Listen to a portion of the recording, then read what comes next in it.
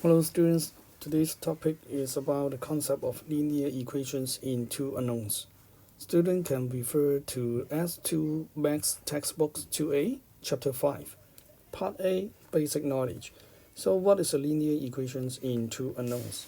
So there are two concepts.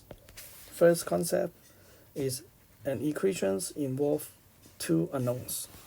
The second concept, the highest degree of all terms is equal to 1, the highest degree. Okay, that means that the degree can be 0 or can be 1, cannot be 2 or above. So if this equation is fulfill these two concepts, that means this equation is linear equation in two unknowns. So let's see the following table.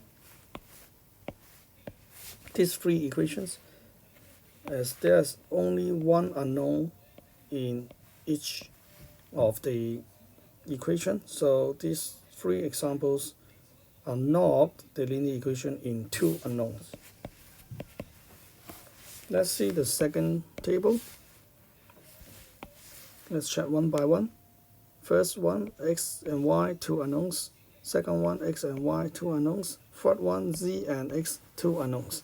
And now let's check the degree, the highest degree of each term. So the first one, the highest degree of positive x is equal to 1. The highest degree of the second term, positive 2y, is also equal to 1. And the 3 is a constant, so the degree is equal to 0. So all these three terms, the highest degree is equal to 1 only, so that it fulfills the concept of linear equations in two unknowns. So the first one fulfilled, second one actually, as you can see, all degrees, all the highest degrees of all the terms is equal to 1 as well. So that all these second one and third one are fulfill the definition of linear equation in two unknowns.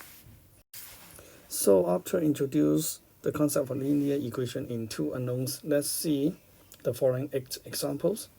Let's determine whether each of the following equation is linear equation in two unknowns or not. First one, x and y, two unknowns, and all these three terms, the highest degree is equal to 1, so it is a linear equations in two unknowns. Second one, y, x, two unknowns, and then the highest degrees of all terms is also equal to 1, so it's also linear equation in two unknowns.